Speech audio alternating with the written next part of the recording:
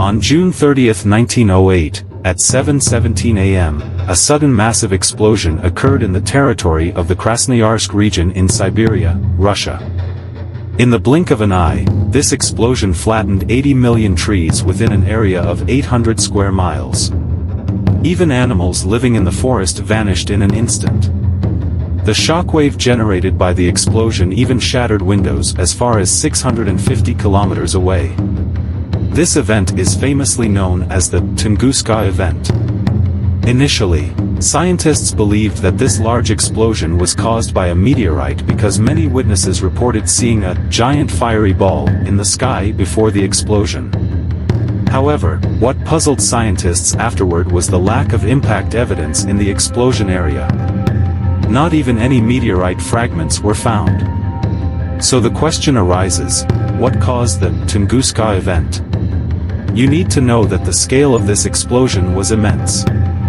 According to investigations, the shockwave produced by the explosion was felt even in the United States. The energy released was equivalent to 20 million tons of TNT. That's about 2,000 times the atomic bomb dropped on Hiroshima, Japan. If it wasn't a meteorite impact, then what could unleash such immense power? To answer this question, let's delve into the following content. In April 1908, 2 months before the explosion, Nikola Tesla was writing a letter to a reporter at the New York Times, in which he mentioned, "I believe that wars of the future will be fought directly with electrical waves, not with airplanes dropping bombs. This is not idle talk." And then, 2 months after this letter was sent, the Tunguska event occurred. This led many to suspect that perhaps Tesla was responsible for the Tunguska event. And his real purpose was to showcase his latest technological invention to the world.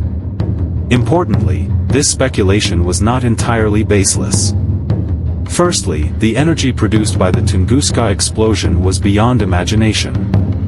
If the explosion had occurred within a city, the consequences would have been unimaginable. The shockwave would have instantly demolished all buildings on the ground, while a firestorm from hell would have incinerated everything left. Soon after, the entire city would have been engulfed in flames. Once this situation occurred, the death toll could easily surpass millions. But coincidentally, the location of this event was in Siberia, one of the most sparsely populated areas on Earth, and an ideal place to test weapons. Furthermore, Tesla once admitted that he had created a doomsday weapon. Back in 1899, Tesla was engrossed in his laboratory in Colorado. Not long ago, he suddenly had a new idea. He believed that energy transmission didn't necessarily have to be through wires, but could be through waves, wirelessly transmitted anywhere on Earth. Tesla used a 200-foot tall tower to transmit electricity into the ground, then causing the entire city of Colorado Springs to be connected to electricity, with many unlit bulbs instantly lit. Not only did bulbs light up instantly, but some people also saw sparks jumping between their feet. And when residents turned on their water taps, they saw electric flames, even leading to hundreds of fires.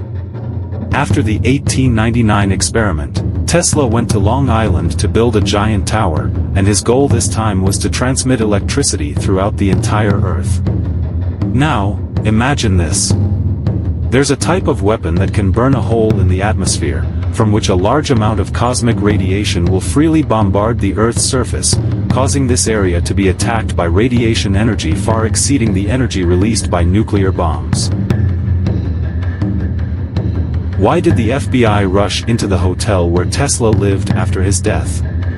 Perhaps they knew early on that Tesla had invented the most terrifying military weapon in the world?